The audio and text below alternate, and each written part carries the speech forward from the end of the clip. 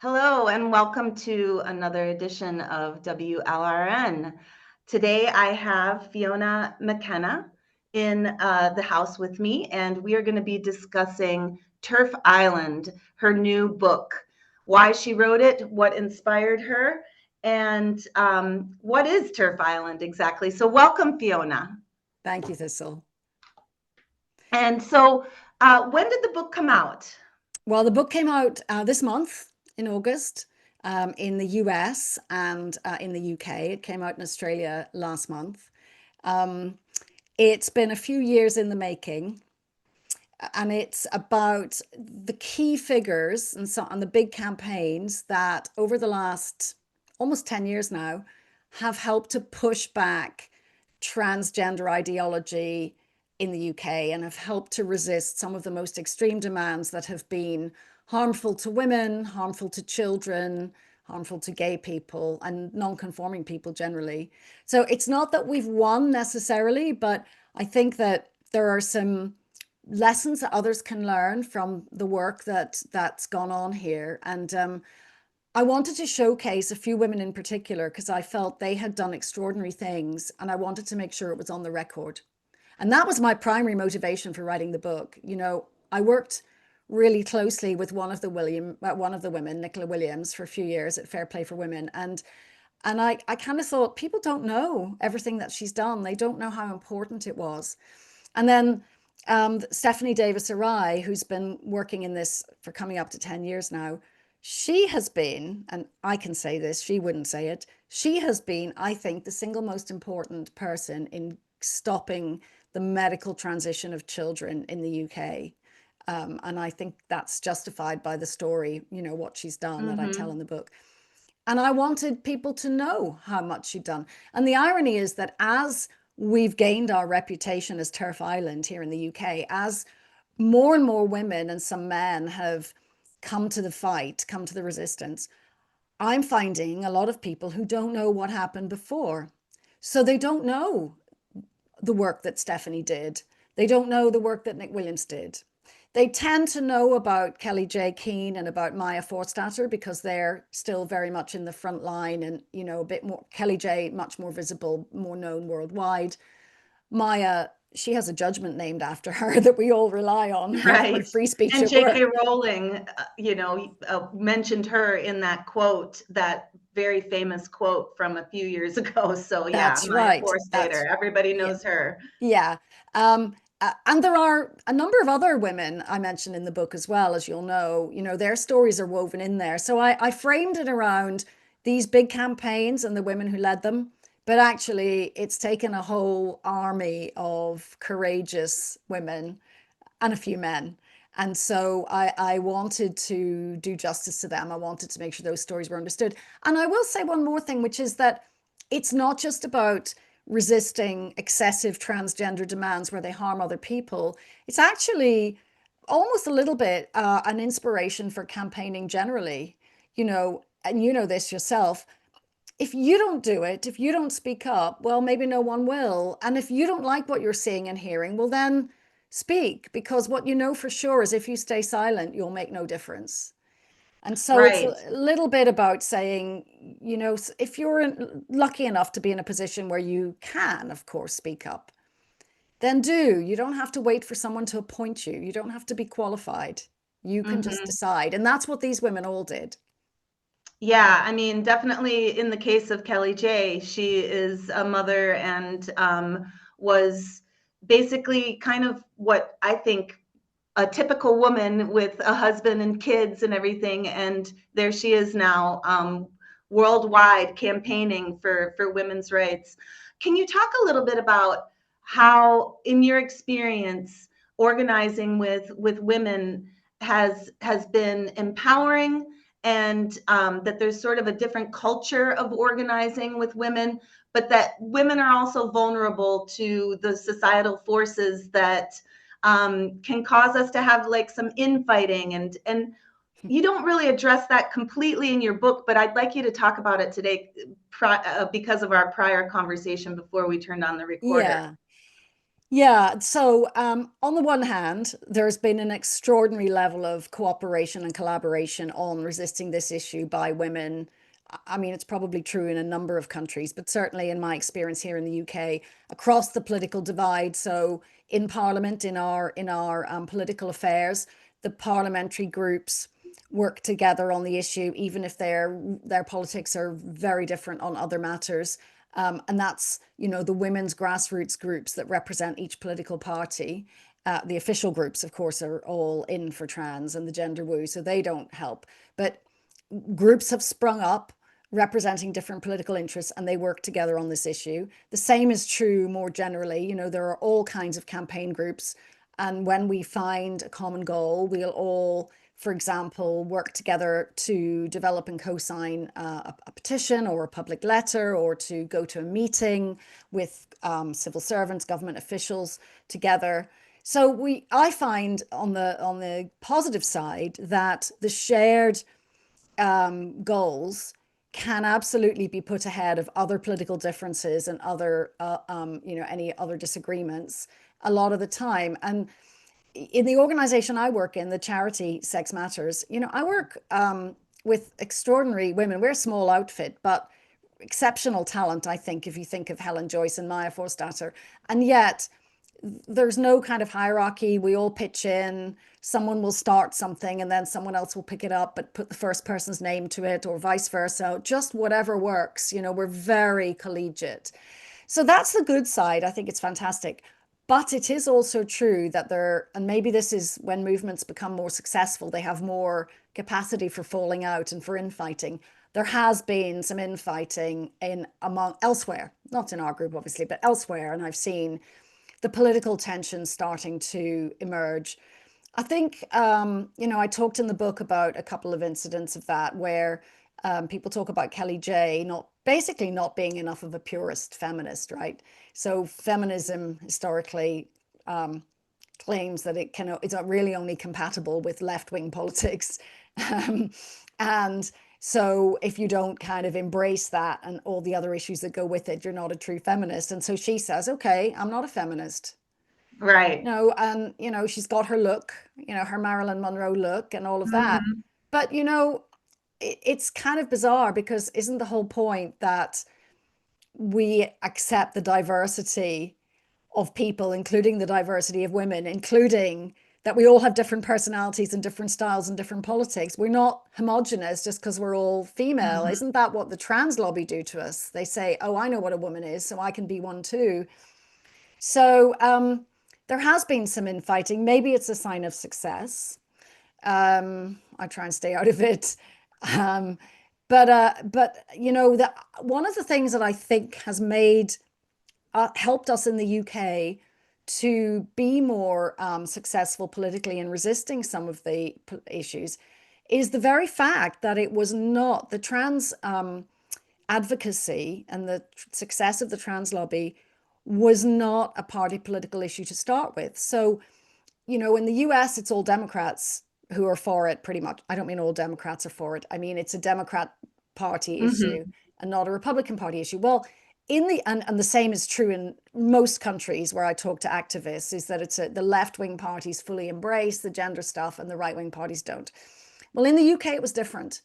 It was the Conservative Party that was in power through the whole 2010s and promoted self-ID, sex self-ID, being able to change your birth certificate on demand. And I think that they were sort of pushing back against a history of having been somewhat homophobic, conservative, socially conservative, slow to accept equal marriage, for example. But for whatever reason, it was a right-wing government here that was driving the trans sort of legal recognition, trans legal agenda. And I think maybe that helped our feminists, and our left-wing feminists in particular, to consider it in and of itself, rather than to see it as a culture issue on which they had an automatic position. So that's my theory Interesting. about why TERF Island. Yeah, yeah, because we've really struggled over here in the US, and I've heard all kinds of theories about why. And I didn't realize that the conservatives over in the UK were pushing trans ideology. Interesting. I Um, mean, the Labour were too. Everyone was. The entire everyone was. political It was establishment just, was. uh-huh. Which is why it's So so extraordinary what Nick Williams managed to do in 2018. You know, one person and a few pals and a bit of crowdfunding, they managed to generate enough response to make the government understand this wasn't a nothing thing. It wasn't just a tiny admin thing for a few people. mhm. And now that we've got that Supreme Court decision, April 16th, A16, What a day some that refer was. to it as that day, you know, it's just Yeah. this big day. How have things changed on the ground, in your opinion, in the UK? Or are they just, they're slow to change, or have you seen any changes that are, I, I um, mean, you know, it's bizarre because lots of things have changed and yet an extraordinary amount has not changed. So that judgment, the campaign group for Women Scotland brought the case. They took it all the way to the Supreme Court. That was an incredible day when they won. And we all walked out of the court after the judgment and thought, we've won. And now it's just a matter of cleaning up. Honestly, you know, yeah, we thought we would now be kind of educating organizations and employers about what the law now was, and they would do it. And so the reaction has been really mixed. And the resistance from the trans activists isn't surprising. You know, they're kind of out campaigning in the streets and objecting and complaining and saying it's terrible for them. So they understand the ruling is perfectly clear. It means that if you call something a women's refuge or women's sport or, you know, a female only gym, that means biology. There's no alternative definition of woman available. That's what the ruling means. Um, so the trans lobby clearly understand that because they've all been complaining madly against the ruling. But we have endless government departments and employers and service providers like gym operators and sports bodies kind of saying, oh, it's not that clear. We're not sure what to do. We're waiting to see. And I have to admit, I didn't really see that coming. So we have had some big wins. So some of the biggest sports in the UK had already, after years of, you know, all of us campaigning, had already fixed their sex policy. So their female category was already female. But other big sports had not. And the football, soccer, which is huge here, was still mhm. letting dozens of trans identifying men play in women's football. And that's really a problem because it's a full contact sport and it's so dominated by men. You know, all little boys grow up playing soccer here. So you only need a few of those to decide they're girls now. And the women's teams are like full of trans identifying men. And we'd seen one such adult male can decimate an entire football league because every team that has to play his team, they're all coming up against this hulking great bloke on the pitch and they're all worried about tackling and they're worried about getting injured and so on. So the football associations had really held out even when lots of other sports bodies had fallen into line. After the April 16th ruling, it was May the 1st, the Football Association and the Scottish Football Association the day before, they announced that they were fixing this policy, that they recognized the Supreme Court judgment meant that their women's football teams, girls' football teams had to be for people born female. Hallelujah. So that was fantastic. And a few other sports did that on the same day. It was another amazing day because it was like news story after news story. And so that was 2 weeks after the judgment, and it felt like dominoes. You know, it felt like they all recognized the inevitable and they would all fall into line. But since then, it's been a real patchwork. You know, there are instances, we tend to hear about them, where someone brave will start emailing her gym and say, I've seen, you know, what's your policy? What does the changing room mean? You know, I don't want to run into a male person in there. I don't care how he identifies. That's his business, but he doesn't belong in there. And gyms would endlessly say things like, well, we want all our customers to be comfortable and, you know, we are satisfied we comply with the law. And they give you everything except a straight answer. Right. So we've seen a few instances where organizations like that have been made to change, but probably many more where they're still waffling and they're still not changing. And Mhm. that's why, in fact, Sex Matters is now about to take a public authority here to court over, Wow. yeah, Yeah, there's gonna be lots of court cases, it yeah. looks like, But L Community, Jenny Watson is heading up a case, for getting a lesbian space in London, a cultural, social space in London. So yeah, it's interesting because you can change the law, right? And then there's the law, and there's enforcing the law, and then there's also culture change. And this is a cultural issue. It has taken hold in our psyche, our collective psyche. So many people are confused, frankly, now about what is male and what is female. It's astonishing how the human mind can deceive itself so thoroughly. And what do we do about that social virus, that social contagion, that culture? Because sure, now the law has changed, but has society changed?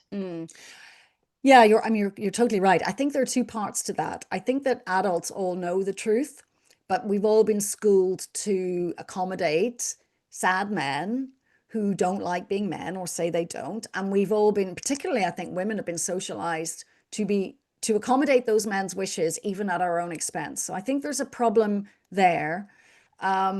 And I think it is somewhat a problem of female socialization and male entitlement, and a lot of men would say, well, it doesn't affect me. What do I care? Why wouldn't you? What does it hurt you to just use the right pronouns and let them in? There aren't many of them. So there's the adult problem where nobody really believes you can change sex, but they think it's just what we ought to do. And then there's the younger generation problem, which exactly as you say, they've been taught since they've been, 4 or 5 years old, that actually being male or female is, I mean, it's kind of almost like Judith Butler without the long words. Being male or female is just what's in your head, and it's a performance, and anyone can do anything. Well, they get taught completely contradictory things because they're also taught that, it was wrong. It's absolutely a fixed thing. And if your body doesn't match your mind, it's your mind that must win out.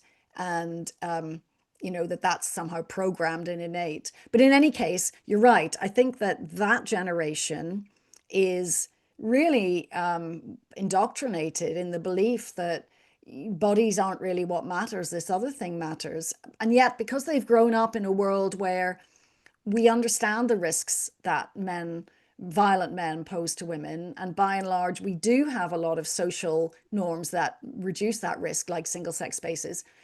They don't realize that if we didn't have those provisions, it would be a very bad thing. So it's the same in sport. Some of these young women think if they don't do sport themselves, they think, oh, it's really sexist to say women aren't as good as men. If you train hard, the best women can beat the men. And no, it's not sexist to say we have different bodies. And you know what? I can gestate a baby. A man can't. But a consequence of that is the shape of my body's a bit different. And no matter how hard I train, I'm not going to be as fast as the fastest man. So yeah, we do. So you're right. We do need societal change. And one of the challenges is how we re-engage that empathy people have for trans-identifying people, where they think they think it's not a choice. It's kind of just how they are. We should accommodate. They're tremendously empathetic towards them. How do we get some of that empathy redirected to female people? Why don't we deserve that kind of I empathy? know. I feel like, yeah, patriarchy, it's been around for what, 5,000 years, something like that. And I remember growing up in the 80s, coming out of the second wave feminist movement of the 60s and 70s, benefiting from that. And you could, amongst leftist activists, amongst Democrats, you could talk about women's oppression and that women had a lower social status in society. And it was acceptable to notice that. And there was empathy. But then all of a sudden, it feels like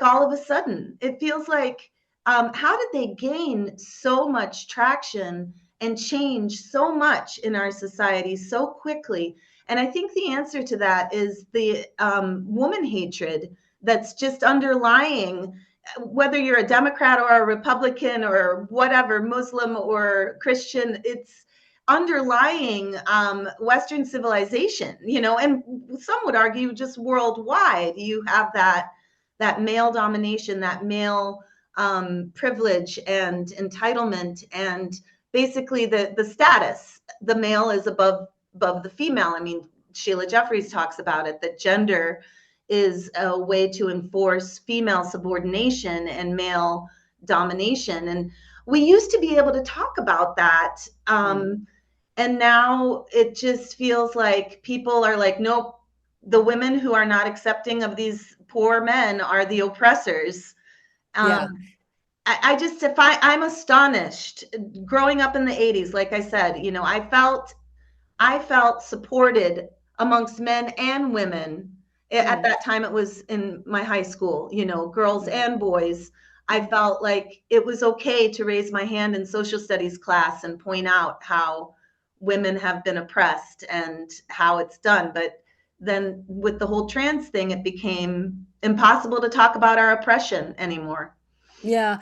And there's a lot to sort of pull out of that, isn't there? My goodness, it's so complicated. But so a few things. Yes, I see men kind of prickle and get angry. And the whole kind of hashtag not all men, in art, when you're talking about the 80s there, when you talked about male violence, other men didn't immediately take offense on behalf of all manhood, and now they do. Some, not all, but Not some, all, right. not all. So that's one thing. And I have to say, it can only be because for those men, either they know their own behavior wouldn't meet our standards if we knew about it, so they're defensive, or they're part of that group of men who are resentful because they think women now have it easy. They think, feminism's gone too far, all that stuff. I mean, you only have to look at the power structures to see that's not true. We're so far from having Right. a matriarchal society. But Right. but in any case, I think it's a golden opportunity for those men to push back. So it's the clearest demonstration of the fact that trans activism is fundamentally a men's rights movement. And I think it's really a demand for men's sexual freedoms. And, if what happened from the 80s onwards was that women, having kind of gained sexual freedom from the 60s and 70s, then began to take back control of sexual interactions, and want to have choice. And, we finally ended rape in marriage here in the UK. Only in the 90s did that become an offense. So I think it all comes down to sex. I think it became the power that men had is still as dominant in many walks of life, but not in sexual relations. And so this is a movement for men's sexual freedoms to say, no, actually, we do get to do what we want. We get to display what we want. We get to go where we want. You don't have boundaries. Mm-hmm. So and I think a lot of men can get behind that. They don't have to hate women to want that. What they can hate and resent is women as gatekeepers of sexual mores in society. It's women generally who push back against pornography. It's women who insist that children should be safeguarded. I'm not for a second saying that there aren't lots of decent men who agree with all those things. But, by and large, the sexual predators are male, like 98, 99%. And very often it's women who resist. The infamous case we had in the UK of Jimmy Savile, who was a huge TV personality, like a national treasure. He was knighted, he used to spend time with royalty and everything. When it emerged after his death that he had been serially abusing vulnerable children in the healthcare system for many, many years. But it was nurses, female nurses, senior nurses, who were kind of wise to him and would try and protect the children in their care. He was such a famous person that it would have been career ending to suggest anything. But stories did emerge about how some of these women knew that he was a wrong'un, as we would say in the UK. And yeah, so I think there's a long pattern of women as gatekeepers of sexual standards. This what's right can vary. Everyone should be able, to some extent, to make their own choice, provided it doesn't hurt other people. But that's why, yeah, that's what I think has happened, and and this is a men's rights movement that lots of men can get behind for lots of different Yeah, reasons. I've heard that before about that this is a men's rights movement, and I sort of take issue with that because men don't have the right. There's no inherent right to exploit the opposite sex. I don't feel like it's a men's rights movement. I feel like it's a movement for male dominion, Mm-hmm. for male oppressors to continue their oppression, and so of women and of children. And I can't believe how far this has been taken. I'm just astonished still at how far things have gone, and Mm. I'm wondering how we can get the pendulum to swing back, because Mm-hmm. obviously after A16 the law was changed. I say you changed the laws in the UK, but how do we change the culture, the society, so that this is no longer socially acceptable for men to go Yeah, out in fetish gear and be like, oh, I'm a woman, like when will yeah, we be shaming those men? Because yeah, that's yeah. that's what I think they should get. Like, I remember when I Mm. was a child that men dressing as women and pretending to be women was a shameful thing, Yeah. but now it's something for them to be out and proud about. But I think you've just summed up exactly what this movement is. And you're right. Men's rights is the wrong terminology because they're not rights, but men's sexual freedoms is perhaps more accurate. And I think that's why a lot of pride movements have embraced it, because it's kind of the next frontier in sexual freedoms. Um, and I also think you've put your finger on it there, Thistle, that it used to be shameful to be a transvestite or to have a cross-dressing fetish, and everyone knew it was a sexual thing, that it was about sexual arousal. And so what they've succeeded in doing is getting rid of that shame, and instead of being able to be celebrated, they're able to be celebrated, they're able to enjoy their fetish even more because they're in women's spaces and all of that. So it's about those sexual freedoms.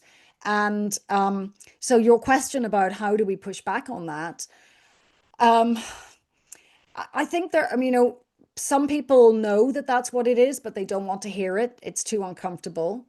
There are a lot of people who don't know what it is, but they don't want to hear it because they think that there are people whose minds are programmed differently and they haven't really thought about what that might mean or how sexist a notion that is.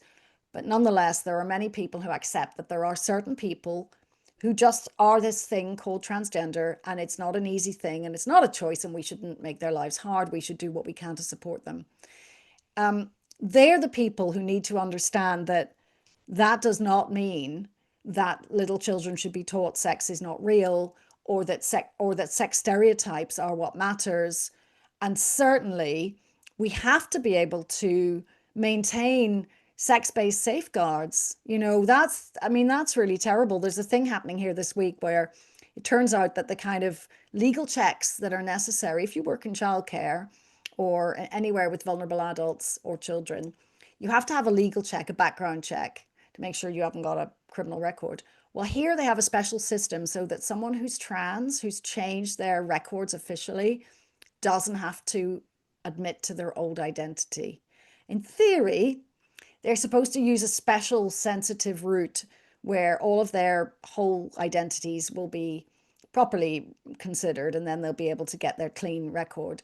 But in practice, they can instead just use their new name and their new sex and just prove they have no criminal record under their new identity. And their employer will never know that they had a previous identity, and they could have had criminal offenses under that. So, that kind of So stuff is we that have to just a figure out. loophole in the Yeah, law it's a total then? loophole. Yeah, it's a total loophole. And that I think is the kind of stuff where when you say that, people say, well, you're accusing trans people of being sexual predators. I'm not. I'm saying safeguarding cannot have exceptions. That's the whole point. You have to treat everyone. It's not an accusation. You have to treat everyone the same. Why And can't we say that transgenderism is a tendency towards sexual predation? I mean, just like blackface, there are white people who might put on blackface and they might be the nicest, most innocent people in the world, right? But that action is actually inherently a racist action, as is transgenderism. I don't understand why we can't say that transgenderism is an act of misogyny and sexual fetishization. Why that's so, taboo? Because well, we need to be able to move the society at some point away from feeling empathy for these men, you know, and towards a feeling of like, oh, you don't know that that's misogynist for you to be putting on a skirt and wearing lipstick like that? Well, it is. It's misogynistic. And so you need to stop doing that. You know what Well, I mean? we've long had the whole drag queen thing, Right. which we experience as misogynistic, Yes. but everyone's been told that it's all very progressive and they should love it. And And that's it's just been, fun and games. Yep. yeah. So what you've described, I think, is would be a very long, difficult journey because people are instinctively programmed to shy away from things that make them uncomfortable or that they know are socially risky. And so I think it's good to have a range of voices, but my approach is much more not about critiquing other people's life choices, but and trying to change people's minds about that, but instead about trying to recenter the vulnerable groups that we know need us to advocate for them and reinstating the long established social norms. You know, men are not offended by not being allowed to go in women's changing rooms. They're not. They don't think Right. that's an Right. They don't accusation. have a right to go in Yeah. women's And changing they know rooms. that's reasonable. So why can we not get back to that and just say, look, I'm not passing comment on anyone, you Because know? they say that they're not men. They Yeah. say that they're women, and Yeah. because and so I Well, don't know. that cannot I stand. agree. But we need to somehow shift the empathy from the poor man who wants to be a woman or says that he does. Shift that empathy to the real vulnerable groups, women and children. But I just don't know how we can do that after it's been framed this way, without focusing on the men who are Mm, doing this behavior mm, innocently. They seem like they're these innocents, and just like with blackface, this is woman face. We mm, need to make it a shameful thing again to pretend to be a woman, that it's a negative thing, it's not a life choice, it's a way of reinforcing patriarchy and sexism in our society. And that's just so socially unacceptable to look at it that way. But I believe it's true.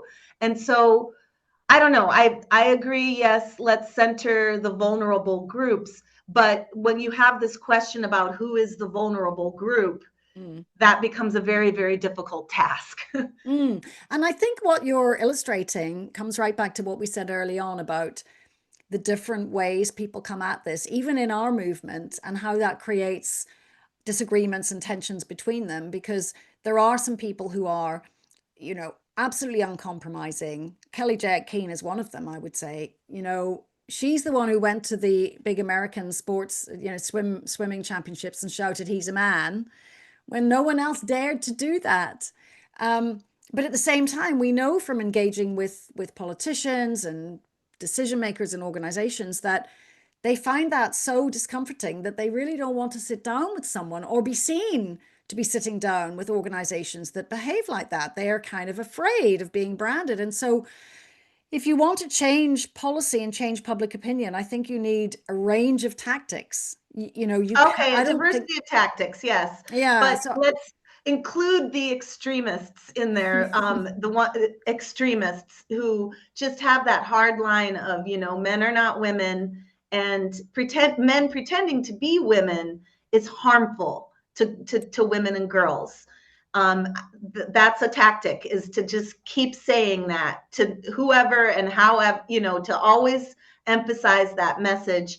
And there are consequences, like you said. I personally have suffered some of those consequences because mm, I've held that line. But when I mm, say the words, I'm so taken aback that it's not mm, acceptable to say mm, that men pretending to be women is inherently a sexist thing. mm. But I Like, think it's worse than that, Thistle. I think there are some women who call themselves liberal feminists who are kind of flattered by it. I think that they are, and I think it's extraordinarily naive, but I think there are women who think that if a man willingly gives up his male power and dominant position to join our humble tribe of women, oppressed women, gee, what a great person that is. I've actually heard that from liberal women. I think, that absolutely makes me rage, honestly, the naivety of that. But anyway, that's another, and I suspect that's more of a thing in the US than it is here, that particular Yeah, interpretation. it's rampant over here, and in my town especially, you can't really go out in the town to a restaurant or anywhere. So much for the minority of the population, and it's just, you can't even go out without seeing a man dressed as a woman pretending to be a woman. Too many favors, are they?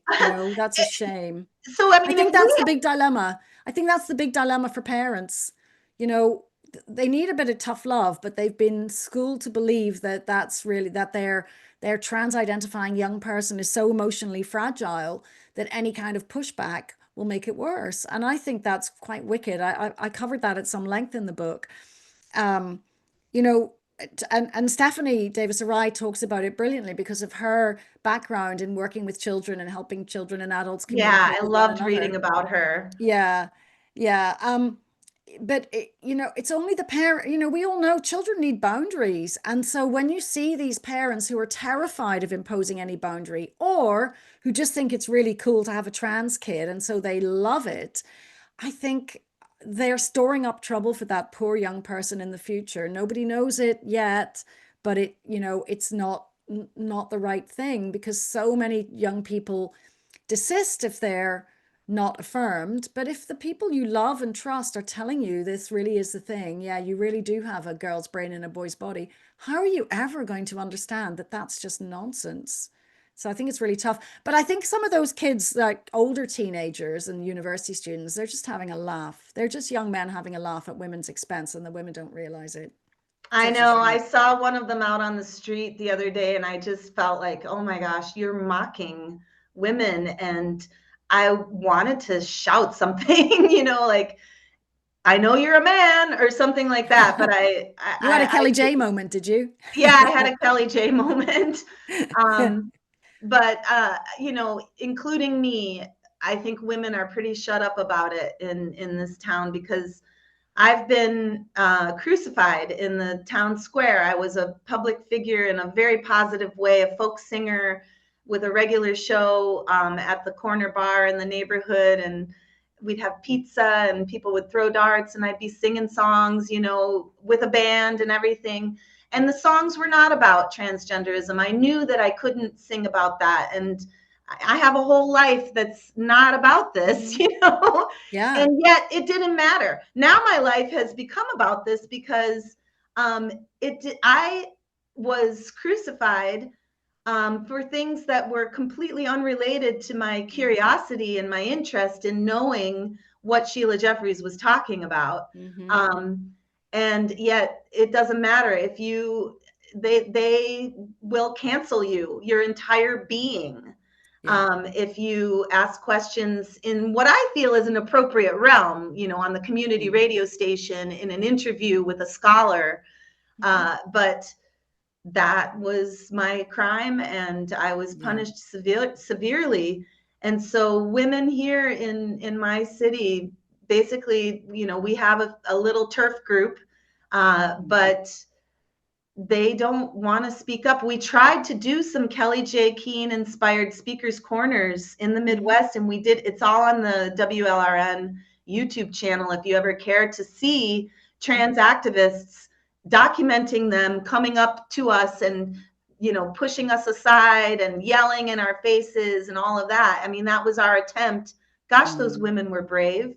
The, Yeah. the handful of women here in Madison that were willing to do that, and Yeah. then after a while, none of us were willing to do it anymore, Yeah. And you so know? that's what the activists wanted. And when people see that, I think they do start to understand, but it doesn't necessarily make them brave enough to push back themselves.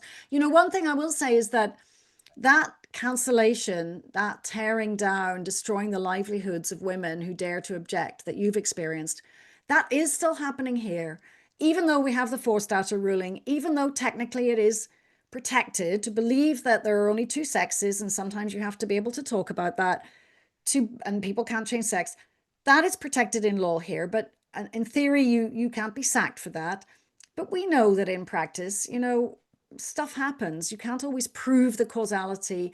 Maybe you don't get a job interview and you think that's why, but you can't ever prove it. So it's not all perfect by any means, but I think back to your question, this is really making me think, because we can change the laws, but it's not until everybody starts to follow we reestablish those social norms that we used to have, that we will win. That everyone will be able to express their true personality in an appropriate way that doesn't have a negative impact on other people. Um, I think we will get there, and I actually think their own overreach is going to be what reveals that, because people are starting to get sick of it. They're starting to, like, the pronoun Yeah. police and the effort it takes. And even if you're the kindest, most progressive person in the world and you really think I will do everyone's pronouns, it's exhausting. Yeah, And thank you so much for this interview. I am very excited to visit TERF Island. great. And for our listeners who have made it all the way to the end, the book is called TERF Island. And I've been speaking with Fiona McAnena, McAnena, that's um, it. the author of the book, and she does a wonderful job of telling the stories of all of the women's rights campaigners and some of the men also who were involved in changing the law and changing things in the UK in favor of girls and women's rights. So thank you so much, Fiona. It's been an absolute pleasure, Thistle. Thanks for tuning in to another WLRN extended interview. As it turns out, WLRN member Frida, Aurora, and Thistle will travel to TERF Island next month for Sheila Jeffries' book release party, as well as Philia.